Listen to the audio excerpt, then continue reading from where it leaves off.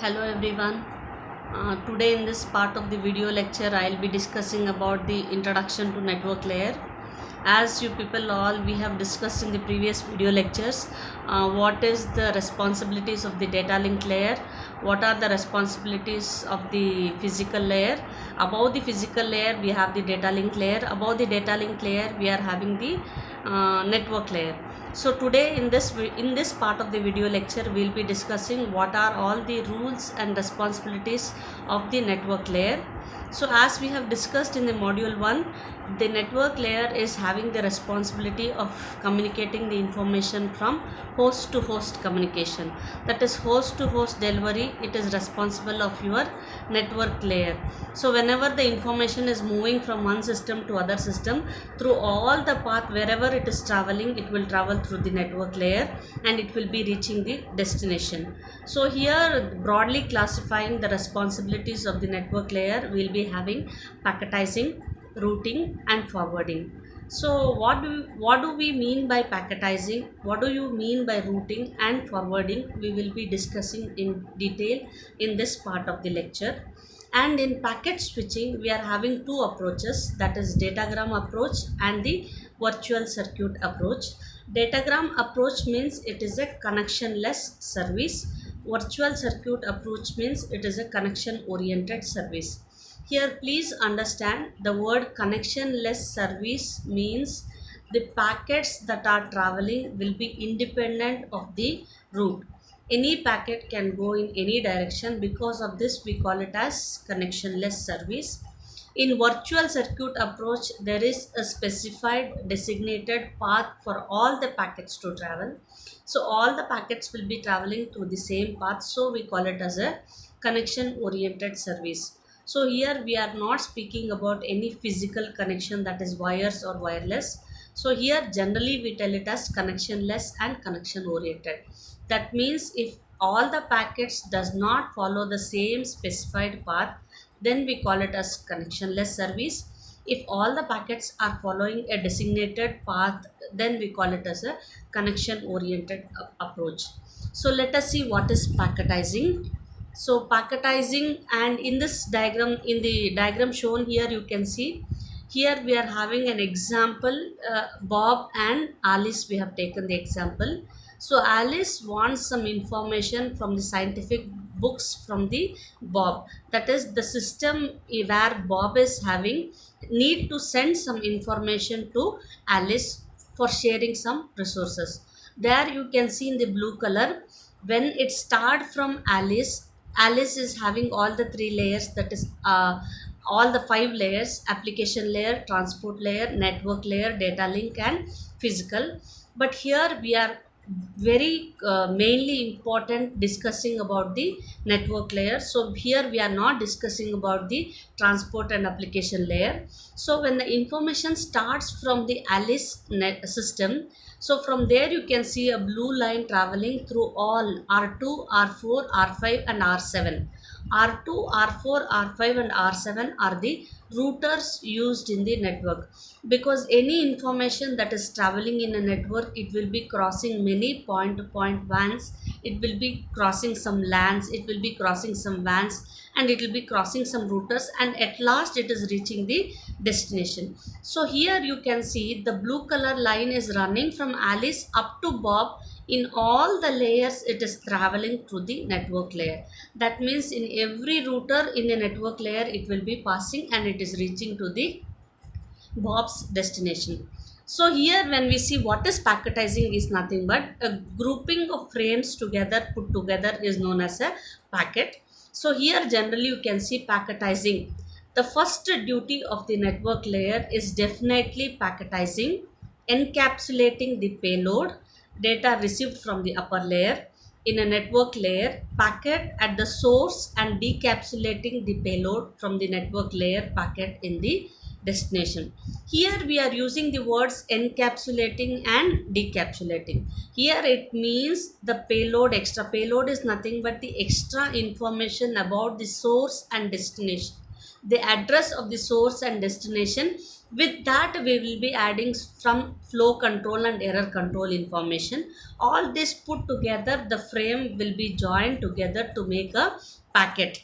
And this packet, the extra information other than data, whatever we are adding, that is the address, flow control, error control, all together we call it as the payload.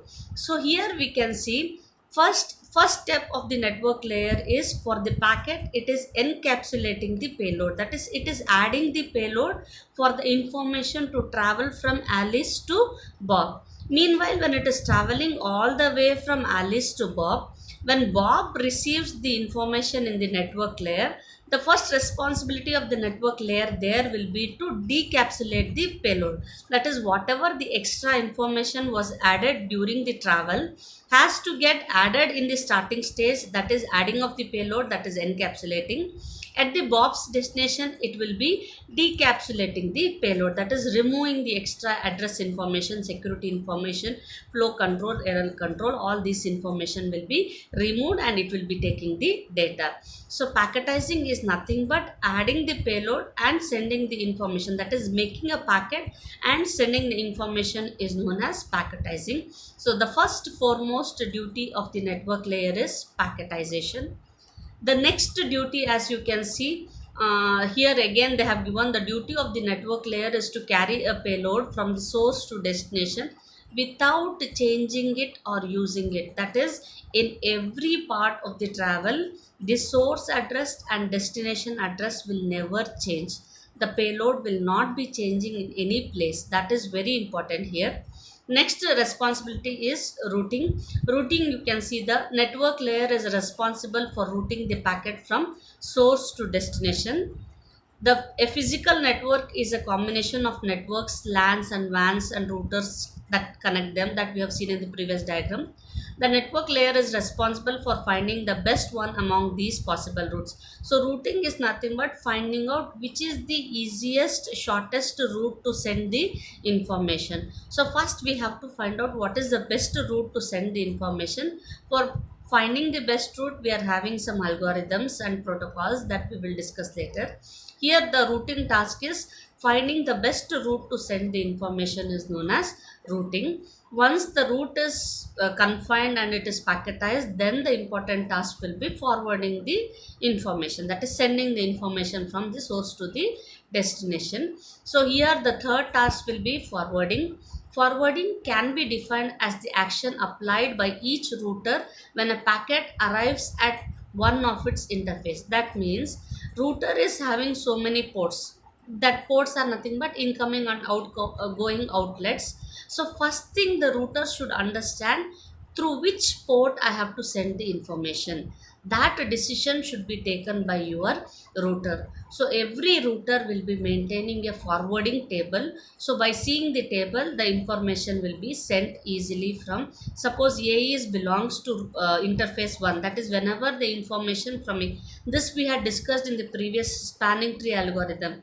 So every router and every bridge will have its own table telling that which systems or hosts belongs to which side of the router. So it will be maintaining a forwarding table. By seeing the forwarding table, the information can be sent from one that is source to the destination. The decision making table a router normally uses applying this action is sometimes called forwarding table and sometimes the routing table. When a router receives a packet from one of its host, or it needs to forward the packet to another network, that is unicasting. Unicasting is that nothing but one system to another one system, then it is known as unicasting.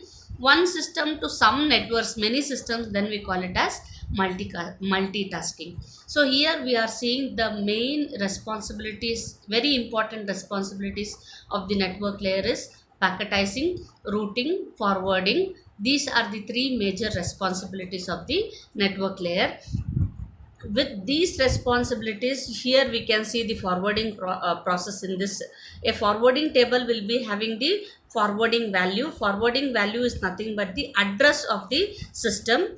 Output interface is nothing but the router's port which it has to use. So in this diagram clearly we can see B is specified with 2. That means any information that is designated to B has to use the port C 2.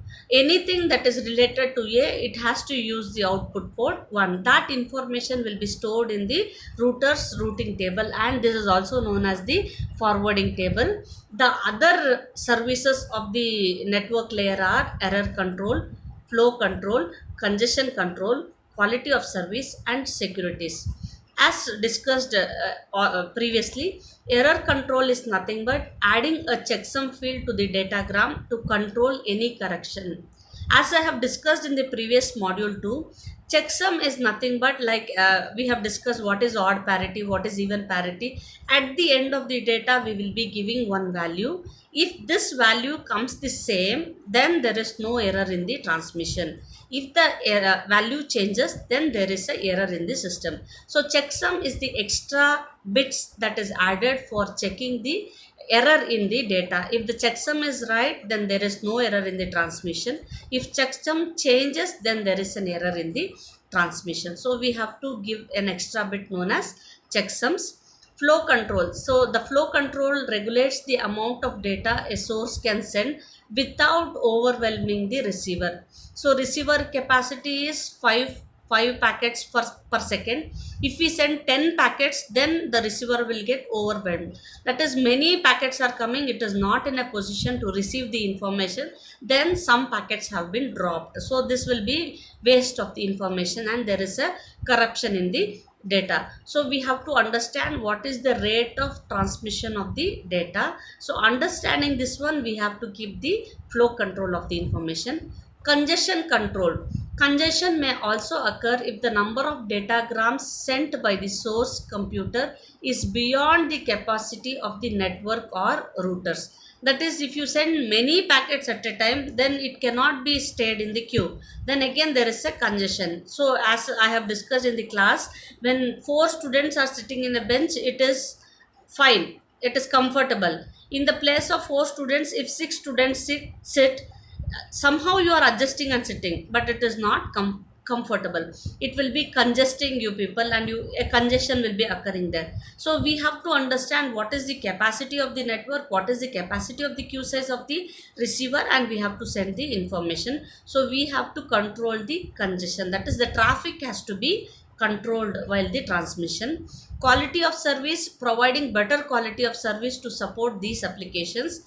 We are following some rules to make that the transmission is having 100% satisfaction, that is, no loss of data is there, everything whatever you have sent is being received by the receiver. So at last we are seeing about the security, the access of internet, providing IP security, internet protocol security will be maintained. So these are all some of the responsibilities of the network layer that it will be following.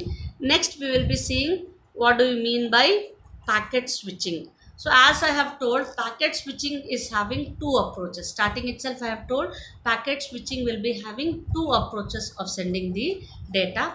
Packet switching is nothing but sending the packets from the source to the destination. So for sending the packets from the source to the destination, it will be following any one of the approach. Here you are having 2 approaches, that is datagram approach and the virtual circuit approach.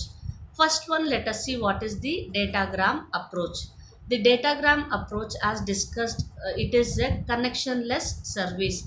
That means there is no particular route. Connectionless here means there is no specified route for the destination to travel the packets. Here in this example, you can see in the diagram shown, a sender from the system is sending the information to the receivers. Now from that network layer to this network layer, there are total 4 packets are there. So you are having the numbers, that is black, blue, light blue and white color, you can see 4, 3, 2, 1. There are 4 packets that have been needed to be transferred. So when it reaches, all the 4 packets are reaching. So the first packet reaches the router R1. It does not know which is the easiest path, so it just transmits that packet, that from R1 it is reaching R4, from R4 to R5 it is reaching the destination by the path R1, R4 and R5. When packet 2 comes, it will go, because already r1 is going here, our second packet will be going from r1 to r2, r2 to r5. Similarly, third and fourth packets are going from r1 to r3, r3 to r5. So here, you during this transmission, each and every packet is following different paths. All the packets are not following the same path. So this kind of approach is known as datagram approach or connectionless service. But at the end, all the packets are received by the destination. Either it can be in order or not in order. If it is in out of order also, until all packets have been received at the destination, then only these packets will be sent to the network layer. So this approach is known as, please understand clearly, datagram approach means the packets are not following the same route. Each and every packet follows its own route, but it reaches the destination somehow. Either it is in order or out of order. These packets again will be received by the receiver. This approach is known as datagram approach or connectionless packet switch network. The next approach is your work. Here also it is maintaining the forwarding table. As I have told, forwarding table is having the destination address and output interface. Every source, SCA stands for source address, DA stands for destination address. By knowing the source address and destination address and seeing the every router is having its own forwarding table, seeing the forwarding table, it will be transmitting the packet to the other side of the data. Because it is not only one router it is crossing, many routers are crossing. So every router will be having its own forwarding table. Using this forwarding table, it will be forwarding the packets from the source to the destination address. Next, when we discuss about the virtual circuit approach, this is a connection oriented service. As given in the diagram,